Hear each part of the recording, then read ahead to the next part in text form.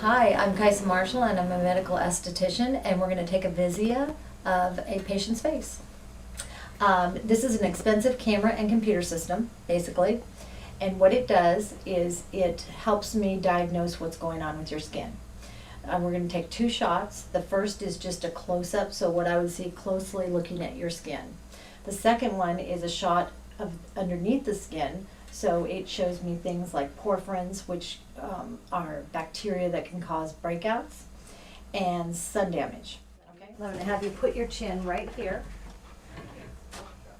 and your forehead against that little bar. Perfect, perfect. Just hold that pose, and I'm going to take my first shot. So anyway, I'm going to take 2 shots of your skin. The first is what I see if I'm looking at you closely. Okay? Okay. And now close your eyes and don't open them until I tell you. The second shot is what's going underneath the surface of the skin, where we'll see porphyrins, which are bacteria that cause you to break out, where we see the sun damage. Okay, so basically this is an expensive camera and computer system. And based on your age, your sex, your ethnic background, and the color of your skin, it grades you against other people with those same characteristics. Okay? So there's 6 different criteria that your skin is being graded on. First 4, spots, pores, wrinkles, and texture, you want a higher score. So if 100% was an A in school, right now you're scoring in the spots, and spots are what this computer views as things that we can see with our naked eye. Mm-hmm. Okay, so I'm not telling you anything you already don't know, right? You can see in the mirror that you might have a few little brown spots. And so that puts you a little lower, but we're your skin tutors and we can get your grades up, mm-hmm. Okay? The next one is pores, and it's showing up as enlarged in this area.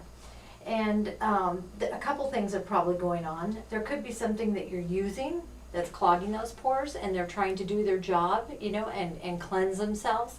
But if you're using something occlusive or like makeup or some sunscreens, some moisturizers, it can enlarge the pores.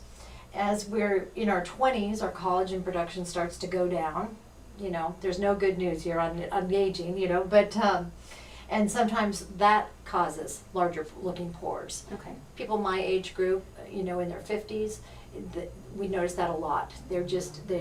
Everything's kind of going this way because we don't have that snap back anymore. Mm-hmm. And that causes the pores to look bigger as well. Look, you're getting much better here. Wrinkles, just a few wrinkles starting around the eye area, and we can take care of that with Botox, Xeomin, Dysport if you're ever interested in doing something like that. That's easy. The next one is texture. And texture is the difference between the high points of your skin and the low points. Mm-hmm. Kind of like the hills and the valleys, right? Yes. So we want to landscape. We want it to be smoother. So we can get that number up easily. That would be peels, certain products, things to just, even out the texture of your skin a little more. Now the next 2, you want a very low number. You want to be at least under 100. This goes to infinity. Okay. So this is a very good score. Ideally we'd want it under 100. You can see in the mask area that the porphyrins show up as bright red. Mm-hmm. It's all this white that's on your nose, and that's a very common area to get clogged up in. Okay. So this just tells us something. Let's say you were someone that was breaking out and you had a high porphyrin count. That would tell me that it's probably something you're using. Mm-hmm. We want to get that porphyrin count down. Okay. If you were breaking out and you had a low porphyrin count like yours is, that would tell me that that's more like a hormonal issue. Mm-hmm. So it kind of gives us clues. The next one is the next 2 to 8 years, and that would be the sun damage that's coming up. I'm going to take that little mask off. So you can see that we've got some things that are coming up underneath what you can just see with your naked eye. Mm-hmm. You need to be careful because you've already got some spots on your mouth. Mm-hmm. And the mouth, the back of the ears, and the back of the legs are the areas where lighter skinned women get skin cancers most often.